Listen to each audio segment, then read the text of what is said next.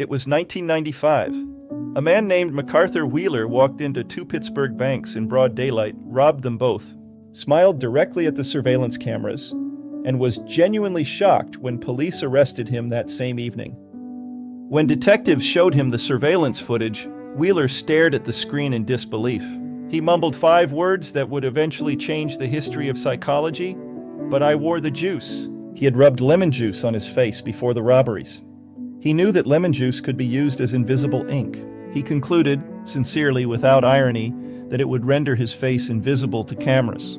Wheeler was not mentally ill. He was not lying. He simply did not know what he did not know. And he lacked the very cognitive tools that would have allowed him to find out.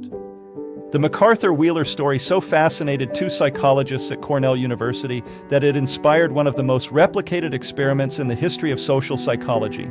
David Dunning and Dunning-Kruger reasoned that in many domains of life, the skills required to perform well are the same skills required to recognize poor performance. If those skills are absent, the person not only performs badly, they are cognitively unable to detect that they are performing badly. To test this, they gave participants tests of humor, logical reasoning, and grammar. They then asked each participant to estimate how well they had performed relative to their peers. The results were striking. Participants who scored in the bottom quartile, objectively at the 12th percentile, believed on average that they had performed at the 62nd percentile. That's a 50-point gap between reality and perception. But here is what is almost always left out when people discuss this effect casually. It is not simply that low performers are overconfident, it is why. And the answer has a name. Dunning-Kruger called it the double burden because low performers carry 2 simultaneous deficits. First, they perform poorly in the domain. Second, and this is the critical part, they lack the metacognitive ability to recognize that they are performing poorly. They are not faking confidence. They genuinely believe they are performing well. The machinery that would tell them otherwise is the same machinery they are missing. Neuroscience helps us understand exactly what that machinery is. The cognitive capacity at the heart of the Dunning-Kruger effect is called metacognition. Metacognition, the ability to think about your own thinking, to accurately monitor, evaluate, and regulate what you know and what you don't know. Metacognitive ability is anchored in 2 brain regions working in concert. Dorsolateral prefrontal cortex, responsible for self-monitoring and knowledge evaluation, and the anterior cingulate cortex, responsible for error detection and conflict monitoring. When these regions are functioning well and have sufficient domain knowledge to work with, they flag errors and gaps. When domain knowledge is thin, these regions have nothing to work with. They cannot flag what they cannot see. This is why improving skills actually improves self-assessment. Dunning-Kruger demonstrated that participants who received training in logical reasoning became significantly more accurate in estimating how they had performed. Now let us put all of this together visually. This is the Dunning-Kruger curve, and it will serve as our visual anchor across all 3 parts of this series. The horizontal axis is competence, from none on the left to expert on the right. The vertical axis is confidence. At the far left, with minimal knowledge, confidence is low. Then very quickly, something happens. A little knowledge produces a dramatic surge in confidence. We hit the peak of inflated self-confidence.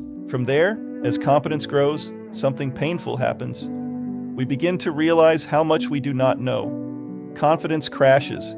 We enter the valley of despair. Then as genuine expertise develops, confidence rebuilds, this time calibrated to actual ability. We climb the slope of enlightenment toward the plateau of sustainability. At the expert end of the curve, something equally interesting happens. Highly skilled individuals tend to underestimate their competence relative to their peers because they assume tasks that are easy for them must be easy for most people. This matters because it means the Dunning-Kruger effect is not a story about ignorant people. It is a story about the difficulty of accurate self-assessment at every level of competence.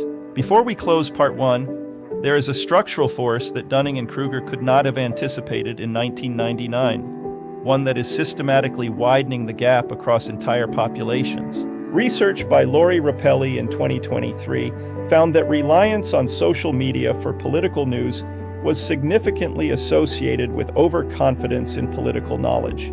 It produces what researchers call the illusion of knowledge. The platform does not teach you. It makes you feel like you have been taught. And that feeling, confident, current, informed, is the peak of inflated self-confidence, manufactured at scale.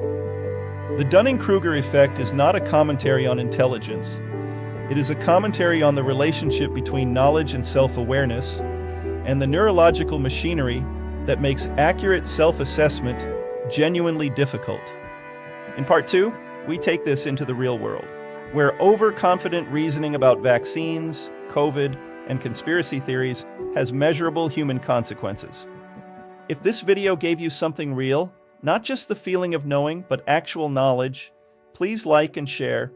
That is how we move the dot along the curve. This channel exists for one reason: your self-empowerment, free of political or religious dogma, and free of charge. Always. Until next time, I'm John Balla. Think critically and choose wisely.